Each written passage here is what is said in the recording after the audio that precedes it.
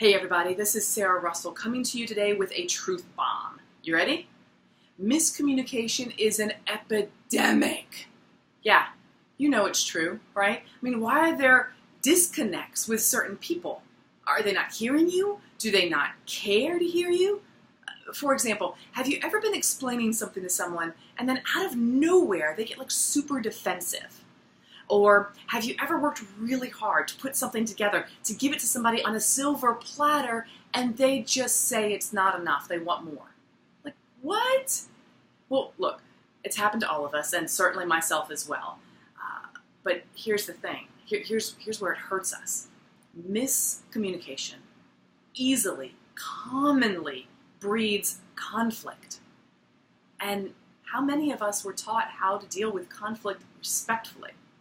And I'm not talking about just rolling over and doing whatever they want. No. I'm talking about handling it in a way that really it honors you and them.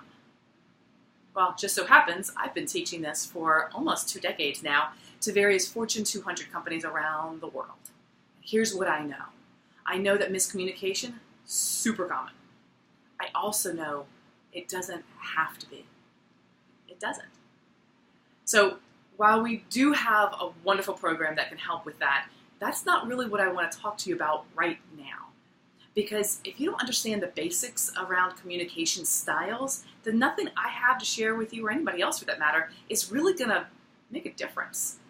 So, because we want to resolve this epidemic, we thought, let's put together a video and share the basics about these communication styles. Let's talk to people and give them the inside scoop, so that you can understand like what drives different people, what freaks them out, what can you look at to notice externally to be able to identify them quickly and easily.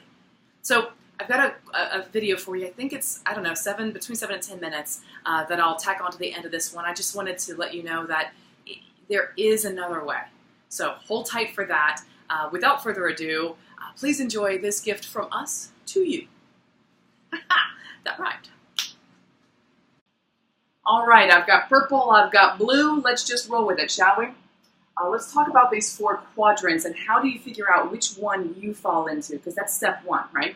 Well, if you're more task-oriented, you'll be at the top. If you're more people-oriented, you'll be one of the bottom ones. If you're more results-oriented, on the left.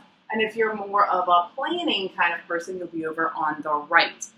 Now, the labels, I guess, for the quadrants that we use are leaders, presenters, curators, and reviewers. These are our labels. And what I'm going to talk to you about with each of these 4 quadrants are 3 main things. First, I want to tell you what their primary fear is. Then I want to tell you what their primary fuel is, like what drives them or what helps them to thrive is what I'm trying to say. And then I'm going to tell you what is an emotion that you can easily identify them by, right? Something that you can see fairly quickly with them. And then I think I'll also throw in, just for giggles, how you can identify them if you're looking at an email, if you walk into their space, if you call them and get their voicemail, right? That should help you kind of clarify all of these out pretty easily. So we'll start with leaders.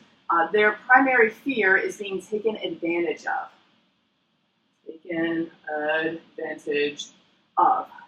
What fuels them is control, being in control. So you can see how they're kind of tied together, right? And then the emotion that you'll commonly see with them is frustration. And I don't mean like they're like these negative people by any stretch, but look at where they are. They're very task-oriented, they're very results-oriented, so they get frustrated pretty easily because things aren't moving as quickly as they want. Because some of us in the other quadrants may not be kind of moving to their liking, if you will. So there's nothing wrong with this quadrant or any of them for that matter. We actually need all 4 of these. It's an important component of any team. Can't really change it so much in a family, but nonetheless, they're all good.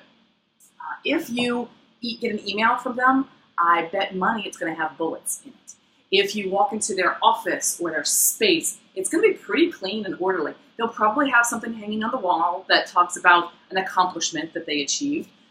If you call them and you get their voicemail, it's going to be super direct. right? This is who I am, this is my title, and do what you need to do, and that's it, right? No fluff, really, with them. All right, let's move on to presenters. Their number one fear is being rejected. Yeah, which explains why their fuel is, why did it pop out of my head right now? Not recommendations. Praise. Praise is the word. That's not usually what I use. I use something. Recognition. Whew, I feel better now. Recognition is what really lights them up. They will do anything for you. I mean, in reason. They'll give you 150% if you're continually recognizing them. Now, I don't mean from like the attaboy kind of perspective, because that just feels like you're placating them. They want to get results done, right? They've got things to do. So tell them specifically what they're doing well, and they will do that over and over and over. So you will get the results that you want. The main emotion that you'll see with them is happiness. And they're easy to recognize because they smile a lot. You literally could be parked at a red light and look around at all the cars, and there may be somebody just grinning for no obvious reason. That could be them, right? If you get an email from them, bless you, it's going to be long. I'm just telling you right now, and I self-identify with presenters with every time I've taken my assessment.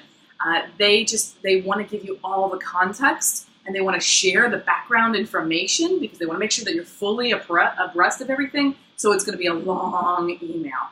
Sorry, I get that. If you walk into their space, their desk or their space will have things that make them feel good, right? It may not be pictures of people or family, although it could be.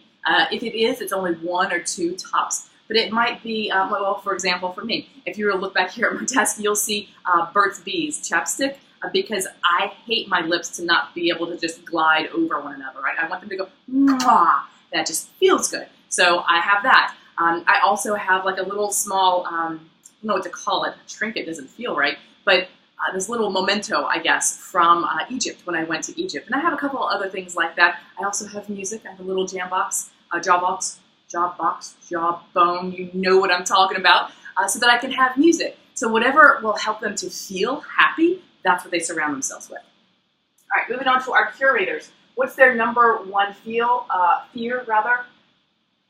Conflict. Conflict is huge for them. They will avoid it at all costs, in any way that they can, because it gets into their bones. It really freaks them out. So what can you do to fuel them? You can reassure them. Even if you've got to give them bad news, let them know it's going to be okay. Especially because they care so much about people. So I know that, like, I don't know, we're restructuring the department, but I want to let you know, first of all, you still have a job, right? Like, jump in there. You still have a job, and there's really nothing for you to worry about, but I want to make sure that you understand how it is that we're doing this, right? That's a way of kind of reassuring them so they can take a breath, okay? And then here's the tough part. As far as feelings, when you're trying to identify them kind of at a glance quickly, here's the deal. Watch this. Ooh.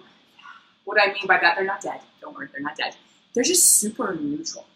They carry their feelings kind of close to the vest, so they're not going to be overly exuberant like our presenters. They're not going to be free with getting angry and telling you why they're angry. That's not going to happen. They're just going to be very matter-of-fact. It's hard to read them. I have found that. I had a team member once that was a curator, and it was really tough for me to kind of gauge what was going on with her. So that's our curators. If you get an email, I guarantee you there's going to be a check-in at the beginning. Like, not just a, hi, Sarah, but it's going to be, hi, Sarah, how was your weekend? Or I hope you had a great weekend. I know that you had plans with your friends for 4th of July, or whatever the case may be, right? They're going to make that personal connection and spend more time on that. If you, let's see, that was email. If you look at their office area or their space, wherever they are, it is going to be full of things that feel very familial. It could be pictures from a trip, pictures of their loved ones. It could be a plant that just feels good because they have plants at home, maybe. If they love dogs like me, then they might have a calendar with dogs, right? Because it's everything that feels familiar and safe, sort of. Like if you work in an area with cubes, then you're going to find that they have a lot of stuff. You might perceive it as a lot of stuff, but to them, it's their world. It's what makes them happy, right? So that's what you'll see with them. Oh, voicemail. If you get a voicemail, I forgot to mention that for the presenters, it'll be really upbeat for the presenters. Let me backtrack for them. They'll be super upbeat, and you might even think that they've actually literally picked up the phone. I get that all the time on my cell phone voicemail. Like, oh, I thought we were having a conversation. Our curators on the phone will be so pleasant and thoughtful, and they'll probably speak a little bit slower and give you all the information that you might need because they care about you. These are our caretakers. So an important part, as they all are. Now, let me get up here to reviewers and keep going. Their number one fear is making mistakes, which explains why what fuels them is if you give them a lot of data and, most importantly, a lot of time. So they have the ability to look at it all and consider different contingencies, perhaps. What if this goes wrong? What if that goes wrong? Right? They'll do all of that. And that explains why you may perceive them to be someone who is really overly cautious. That is not how you spell cautious. Cautious. Okay, they worry. They worry about things because they're worrying about making mistakes. So really important with them. Let's see, if you get their voicemail, it'll be really direct. It'll be, wait, I'm going backwards. Let me start with email.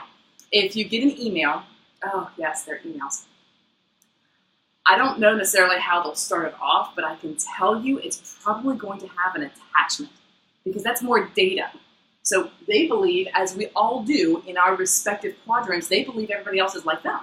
So they love data, so everybody else must love data, right? A leader feels like, well, we got to make a decision right now, so everybody's going to make a quick decision, right? Not necessarily. So on and so forth. Okay, so that was their email, their work area. Bless them, because they want to be able to avoid mistakes. If they've ever been to a class, you know they still have that book, right? It is on the shelf with every other manual they've ever had or studied or looked at because it's important that they don't make a mistake, so they need their resources. And they probably have a lot of things on their desks or in their space, in their area, but don't misconstrue them. They're not messy people. They can put their hands on whatever they need right away. Oh, and then voicemail. Okay, here's the very last one. Their voicemails can be really just matter of fact, straightforward. Hey, this is Sarah, leave a message. Boom, that's it, right? So hopefully, excuse me, this gives you an idea of the 4 different basic communication styles. That's what I really wanted to cover with you today. It's essentially the Cliff Notes version, right? I could go into so much more detail. I could go into quadrants within a quadrant and really blow your mind. But I wanted to keep this really short and simple for you because our Respect Language 101 ebook essentially puts a framework on top of this, right? So I guess marries it is a good example, right? We marry these ideas with our framework, which is super simple. It allows you to know exactly what the approach should be when you're dealing with a leader, for example, and what specifically you should say, right? So that, again, you can mitigate any conflict. You can ensure they are hearing what it is that you're saying so that y'all can work through something so much easier than before. So that's exactly what our Respect Language 101 does for you. Feel free to check out more information. There's a link around here somewhere, wherever it may be. And I say grab this. Grab it and share it with your family members. Refer people to it. That wouldn't hurt my feelings at all. And then we'll be in touch and we'll certainly share more tips and tricks just to make your life easier. It's what we all like that. All right? Thanks so much for your time. This is Sarah Russell, over and out.